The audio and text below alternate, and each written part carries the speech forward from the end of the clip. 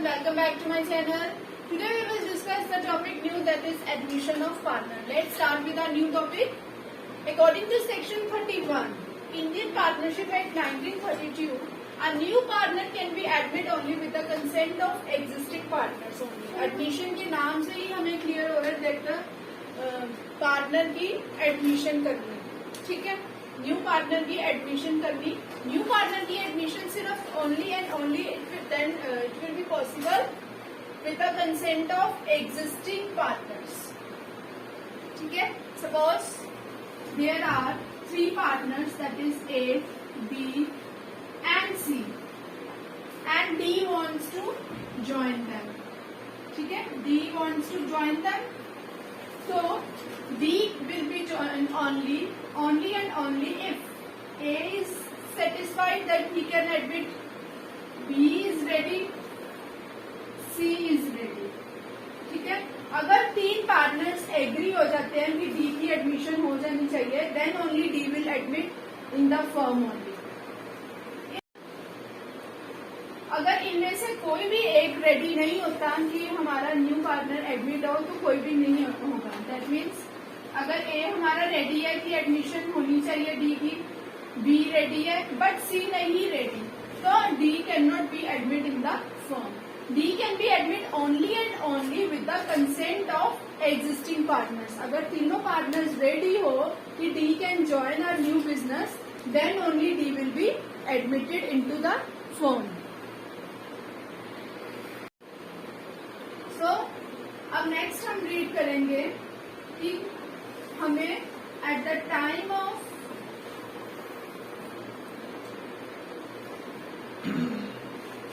Admission, ठीक है, जो न्यू पार्टनर हमें ज्वाइन कर रहा है वो अपने साथ क्या क्या लेकर आता है.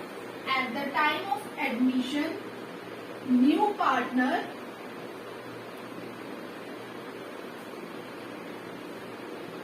brings his share, ठीक है. न्यू पार्टनर अपना शेयर लेकर आता है, दैट इज इन कैपिटल, कुछ ना कुछ कैपिटल लेकर आता है, एंड प्रीमियम, जिसको हम बोलते हैं प्रीमियम फॉर गुडविल, ठीक है. जब न्यू पार्टनर ज्वाइन होता है, ठीक है, तो वो अपने साथ एक तो कैपिटल लेकर आता है फर्म के लिए, एंड प्रीमियम लेकर आता है अपने साथ, जिसको डिवाइड किया जाता है अमंग द एग्जिस्टिंग पार्टनर्स, ठीक है. नेक्स्ट है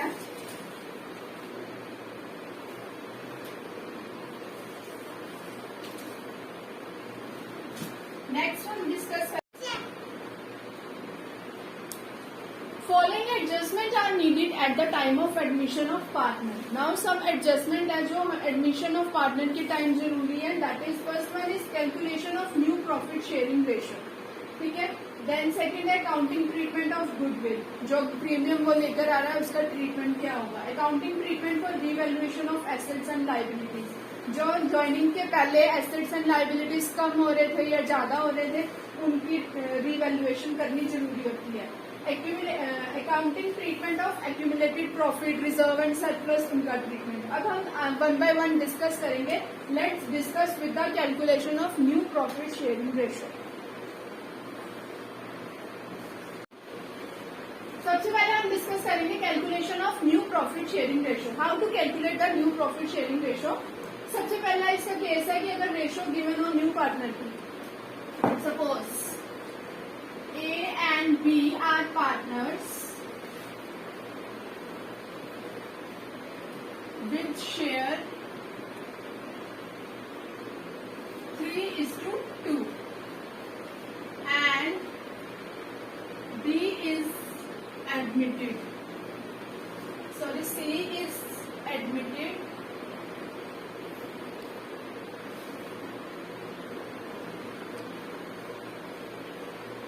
with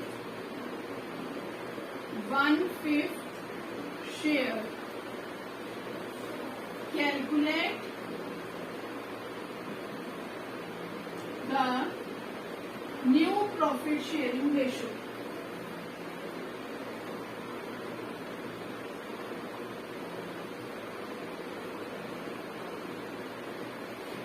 What the question is saying that there are two partners, 3:2 उनका शेयर है, C is admitted, C join कर रहा है 1/5 शेयर के साथ, कैलकुलेट करनी है हमने. Let's find out the solution. ठीक है, let the total profit will be 1.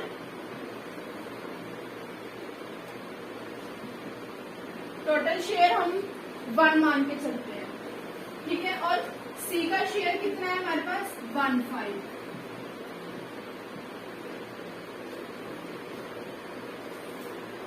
तो रिमेनिंग अब हमारे पास कितना बचेगा,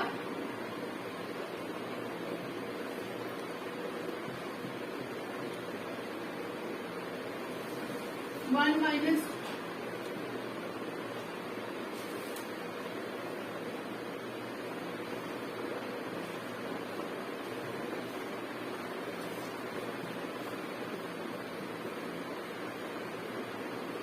4/5.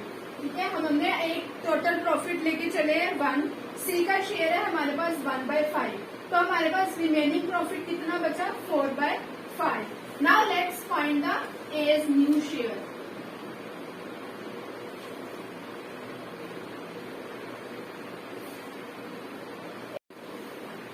New share is 4/5 into 3/5. That is 12/25. B's new share, B's का न्यू शेयर क्या है,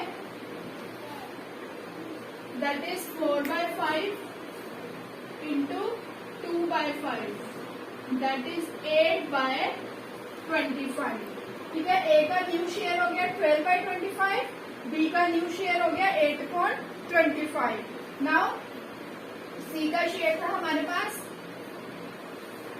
1/5, एलसीएम 25 के बराबर करना है, तो दैट 5/25. तो हमारी न्यू रेशो जो हुई दैट इज 12:8:5. ठीक है, हमने पहले पूरे प्रॉफिट को 8 लेके चला कि अगर हमारा बिजनेस में अगर न्यू पार्टनर आ रहा है तो हमने टोटल प्रॉफिट 8 ले लिया, उसमें से हमने 1/5 सी कहता मेरा शेयर जो है 1/5 है. तो अगर सी कह रहा है कि मेरा 1/5 है तो बाकी उनका कितना होगा 1 - 1.5 देन 4/5. तो अब ए का अगर हमने न्यू शेयर कैलकुलेट करना है तो ए का ओल्ड शेयर क्या था 3:2 थी, तो 4/5 into 3/5 and B is 4/5 into 2/5. तो ये हमारी जो आती है न्यू शेयरिंग रेशियो है. नेक्स्ट क्वेश्चन हम करेंगे XY are partners.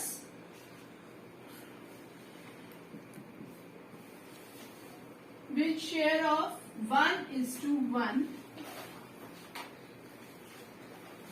Z is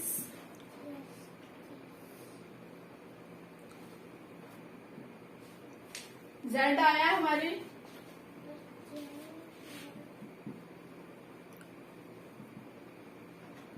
with 1/3 share. Calculate new profit ratio. XY अब दो पार्टनर्स हैं हमारे, 1:1 शेयर है. Z न्यू आया है पार्टनर में विथ 1/3 शेयर. कैलकुलेट करनी है हमने new profit sharing ratio. Same वैसे ही जैसे हमने पहले करा question. Let the total profit is 1.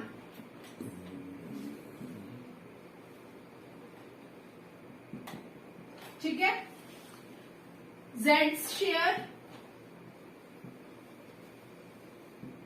1/3. What will be the remaining profit? Remaining share क्या रह जाएगा 1 - 1/3 that is 2/3.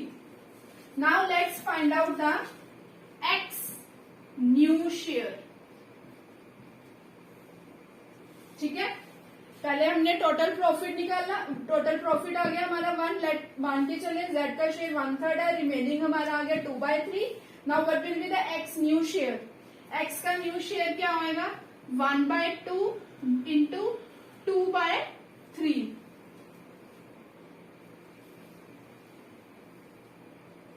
that is 2/6. We can also write 1/3. What will be the y's new share? Y's new share is 1/2 into 2/3. That is again 2/6. 1/3. What is the Z share? Z का share क्या था हमारे पास 1/3. So the ratio is, our new profit sharing ratio is 1:1:1. ठीक है, Z का share था हमारे पास 1/3, X का हमारे पास न्यू शेयर आ गया, ठीक है, Y का न्यू शेयर आ गया हमारे पास, Z का न्यू शेयर और, तो हमारी न्यू प्रॉफिट शेयरिंग रेशो क्या होगी 1:1:1.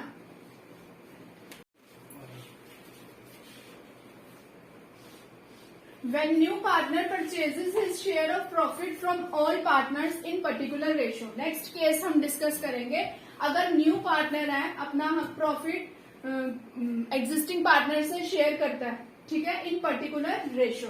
Let's do with the question. अगर A B and are partners sharing profit in 3:2, ठीक है, वो अपना प्रॉफिट शेयर कर रहे हैं 3:2 में. They decided C as new partner for 1/5 share, ठीक है, सी को उन्होंने एडमिट करा with 1/5 share in profit. C acquire his share from A and B in ratio 2:1. C ने अब अपना थोड़ा बहुत शेयर टेक ओवर करा है, किससे, ए और बी से, in the ratio of 2:1. Let's do the now answer. A and B 3:2 में अपना प्रॉफिट को शेयर करेंगे, ठीक है, और जो सी का शेयर है वो है 1/5, ठीक है, एंड सी ने अब ए एंड बी से कितना, सी एक्वायर हिज शेयर फ्रॉम ए से उसने कितना लिया 2/3 into 1/5, that is 2/15. सी ने ए से 2/15 अपना शेयर लिया है. C acquire his share from B, B से कितना लिया सी ने 1/3 मल्टीप्लाइड 2/5, ठीक है,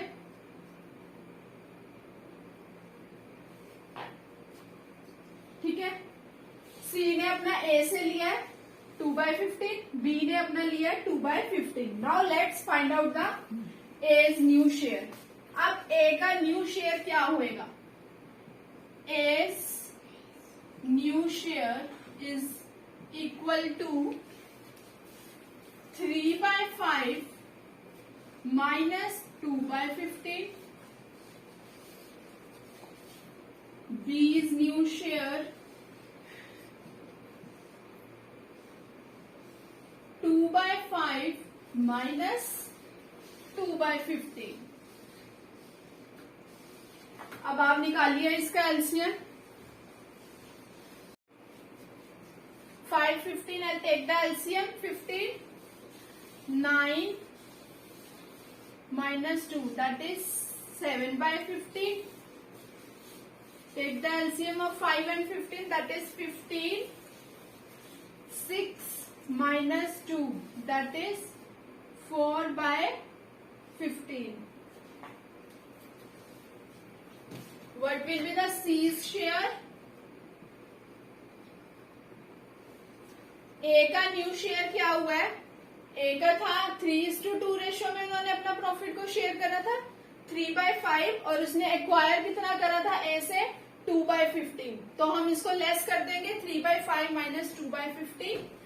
बीज न्यू शेयर क्या है 2/5 और उसने एक्वायर कितना करा फ्रॉम बी से 2/15, तो सीज शेयर क्या हो गया हमारा 1/5, 15 के बराबर करने के लिए 3/15। तो हमारी न्यू रेशो क्या हुई 7:4:3। फिर से एक बार आपको एक्सप्लेन करती हूँ। ए और बी पार्टनर्स हैं, अपना प्रॉफिट शेयर कर रहे हैं 3:2 रेशो में। सी एडमिट हुआ है बिजनेस में विद 1/5 शेयर। सी ने acquire current share with the ratio 2:1 from A and B. ठीक है, सी ने थोड़ा शेयर अपना ए से लिया, थोड़ा शेयर उसने बी से लिया। कैलकुलेट करनी है हमें new profit sharing ratio. So let's start. A और B I have already clear you 3:2। C share 1/5। C ने कितना शेयर लिया ए से 2/3 into C share. What is the share of C is 1/5, 2/15 आ गया।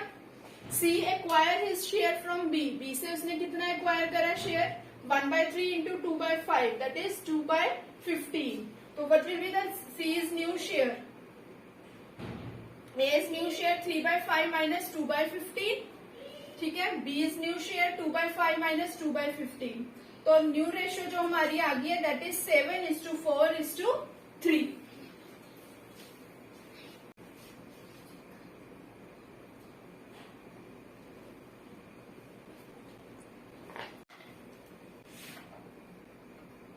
कर रहे नहीं हो? तो सी न्यू शेयर क्या आ गया 8/5, ए का 4/15, 5/9, 4/15। इन तीनों को इक्वल करने के लिए what we will do,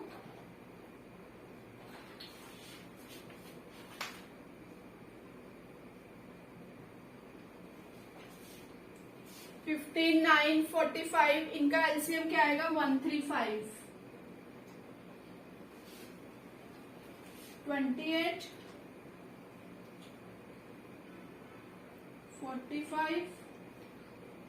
45 into 3 that is. तो हमारी न्यू प्रॉफिट शेयरिंग रेशियो क्या आएगी 28, 45 एंड 24।